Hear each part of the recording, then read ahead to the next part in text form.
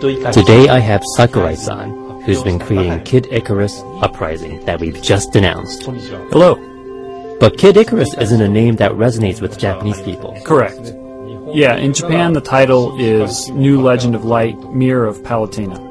Since this title is finally seeing the light of day again, I'm sure many people are excited. Please, explain to me how it happened. It has been almost 25 years. Right. I think the big question is how I ended up working on Kid Icarus. I think that's a really important topic. But before we get into that, maybe we should first explain what the two of us talked about back in July 2008. I agree. At that time, you revealed to me that the Nintendo 3DS system was in development. It was the first time you talked about the device with anyone outside the company. Right. It was during the very early stages of development where specifications were much in flux. You were the first developer outside of Nintendo that we spoke with about this next handheld device. Yeah, it wasn't decided for sure at the time whether it was going to have a stereoscopic screen, but I did hear that it would be good at rendering 3D graphics, including all sorts of screen processing and such. It would be able to display 3D images at a completely different level than the traditional Nintendo DS systems. Right. So I thought about making a game in 3D, but now if I was going to make one, I wanted to make something new and yet sort of traditional at the same time. What do you mean by standard yet new? Many games on the Nintendo DS system use the stylus as if it were a mouse. For example, if you're aiming with a targeting reticle, you minutely move around the stylus, which is fine, but when you have to do things like suddenly make a sharp turn or do a 180 and perform an action right away, it always felt like you were forced to perform those actions very slowly. So I felt that if I was to make a game in 3D, it was absolutely necessary to be able to move the camera and the character simultaneously. I wanted to make something that handled that combination well. You wanted to make a new standard in the way players would move the camera to aim while being able to move around dynamically.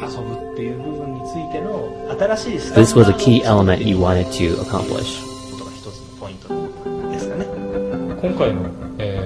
Yeah, so in this game, you play with the slider pad, the L button is for firing, and you have the stylus. And by focusing the overall controls on those three things, I'm aiming to make it as simple as possible. Okay, I went off track there a bit, but anyway, I was putting this new plan together, and as I was working on this new project, there was one more thing that we talked about. You asked if I had any ideas. You wanted me to make something based off of a Nintendo series. You wanted me to make something. You asked if you wanted to work on a specific title. Whatever that would be, I was going to give it my all, but I had been hearing about how much gamers wanted the revival of certain old franchises, but hadn't got them. And with experience making Super Smash Bros. Well, a lot of characters appear in Super Smash Bros. Series, but where are their games? Exactly. They somehow accuse you saying, what are you going to do about it? I thought before all of this that if such a request came from you, I would be open to the idea, and that I should be able to do whatever it takes to work on it.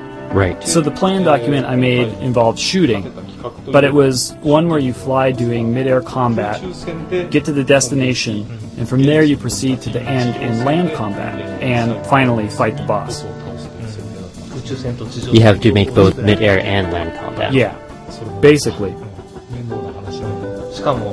And with how the Kid Icarus games hasn't been made in a long time, it was entirely up to you in creating the adventures, including the world that it would take place in. There really wasn't anything you could work off of.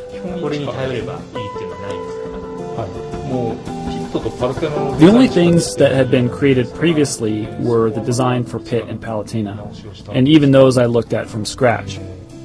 Pit is an angel that can't fly, so I thought a system would work where he's given the power to fly for 5 minutes, and he spends those 5 minutes getting to the land battle destination.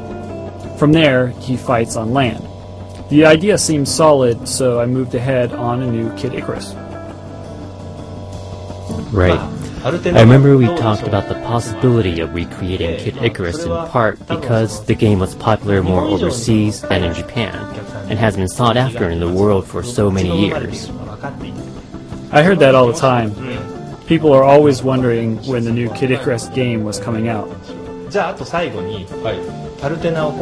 Now to close this, let's hear a message from you to those who are excited that the game has been announced and can't wait for it to come out. Well, this project is moving along with many seemingly contradicting factors working together. From its traditional yet new gameplay to the fact that we're trying to achieve something in a very niche genre that retains accessible controls. I think, for example, first-person shooter fans may be wondering about some of the design choices, wondering why we chose to make certain things the way they are. These decisions were made purposely, similar to the way Super Smash Bros. Was made in the face of traditional 2D fighting games.